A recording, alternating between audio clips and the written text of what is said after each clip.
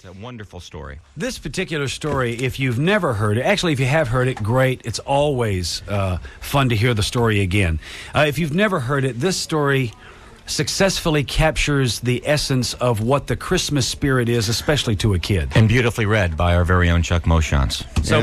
And if you've never seen the story, the book, you should, because the illustrations are at least half of it. And this year, I did not type up the script for convenience's sake. I've got the book in here so that I can also have the very emotional experience of seeing the pictures and the illustrations. You know, last year you did type it up, so I had the book with me, and I was following you, turning page by page as you were reading, and the pictures just make it. Yeah. Please consider this part of our Christmas gift to you. This is now the Polar Express.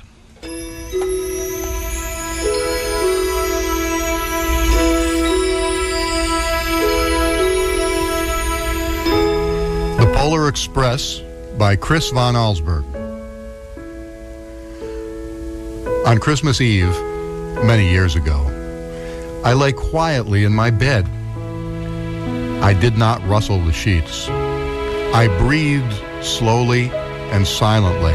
I was listening for a sound a friend had told me I'd never hear. The ringing bells of Santa's sleigh. There is no Santa, my friend had insisted. But I knew he was wrong. Late that night, I did hear sounds, but not of ringing bells. From outside came the sound of hissing steam and squeaking metal.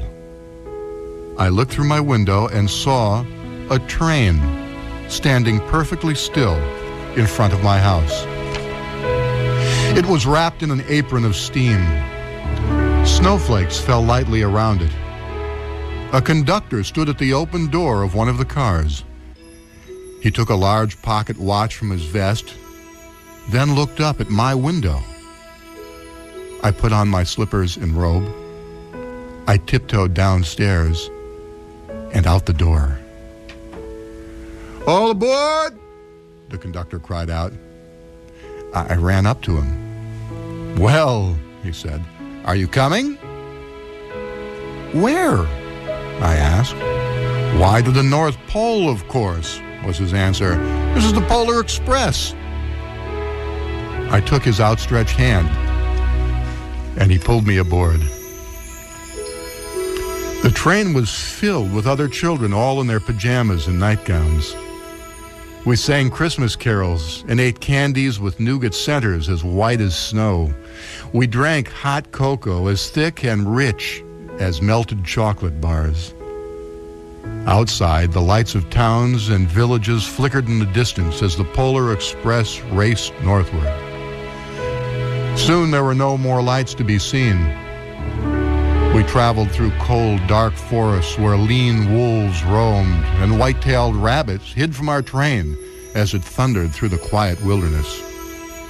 We climbed mountains so high it seemed as if we would scrape the moon, but the Polar Express never slowed down.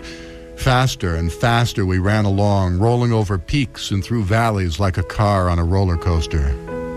The mountains turned into hills, the hills to snow-covered plains. We crossed a barren desert of ice, the great polar ice cap. Lights appeared in the distance. They looked like the lights of a strange ocean liner sailing on a frozen sea. "There," said the conductor, "is the North Pole." The North Pole.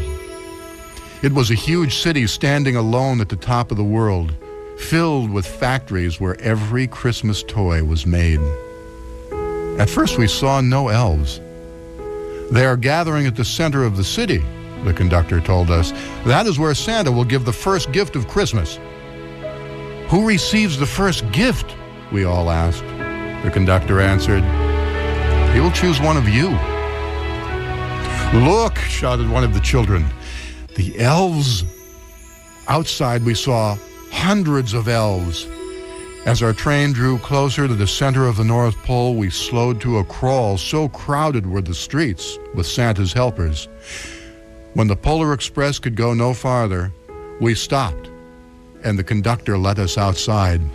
We pressed through the crowd to the edge of a large open circle. In front of us stood Santa's sleigh.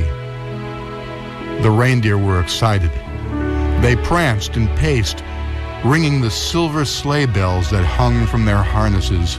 It was a magical sound, like nothing I've ever heard. Across the circle, the elves moved apart, and Santa Claus appeared. The elves cheered wildly. He marched over to us and, pointing to me, said, "Let's have this fellow here." He jumped into his sleigh. The conductor handed me up. I sat on Santa's knee, and he asked, "Now, what would you like for Christmas?"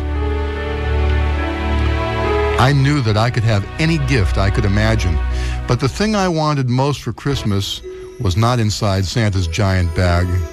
What I wanted more than anything was one silver bell from Santa's sleigh.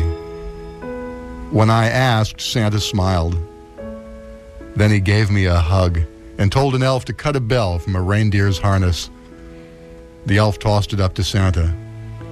He stood holding the bell high above him and called, "The first gift of Christmas!" A clock struck midnight as the elves roared their approval. Santa handed the bell to me and I put it in my bathrobe pocket. The conductor helped me down from the sleigh. Santa shouted out the reindeers' names and cracked his whip. His team charged forward and climbed into the air. Santa circled once above us, then disappeared in the cold, dark polar sky. As soon as we were back inside the Polar Express, the other children asked to see the bell. I reached into my pocket, but the only thing I felt was a hole. I had lost the silver bell from Santa Claus's sleigh. "Let's hurry outside and look for it," one of the children said, but the train gave a sudden lurch and started moving. We were on our way home. It broke my heart to lose the bell. When the train reached my house, I sadly left the other children. I stood at my doorway and waved goodbye. The conductor said something from the moving train, but I couldn't hear him. "What?" I yelled out. He cupped his hands around his mouth. "Merry Christmas!" he shouted. The Polar Express let out a loud blast from its whistle and sped away. On Christmas morning, my little sister Sarah and I opened our presents. When it looked as if everything had been unwrapped, Sarah found one last small box behind the tree. It had my name on it. Inside was the silver bell. There was a note. "Found this on the seat of my sleigh. Fix that hole in your pocket. Signed, Mr. C." I shook the bell.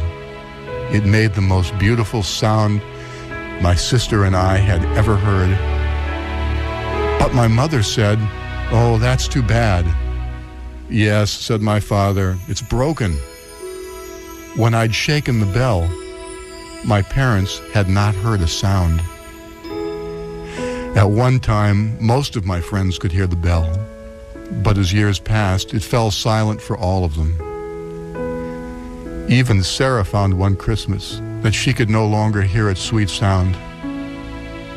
Though I've grown old, the bell still rings for me, as it does for all who truly believe.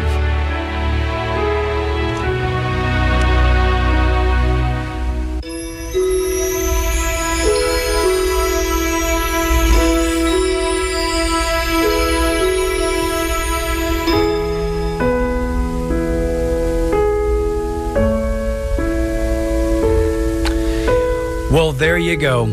Another fabulous reading for another great year. Chuck, such a wonderful job. Boy, can you feel all the feeling in the rooms here? Everybody, it was unique to watch it take place in this studio because every room surrounding Chuck's newsroom went dark. Everybody turned their lights off and listened to it take place. A wonderful story and such a great reading of it. Thanks again.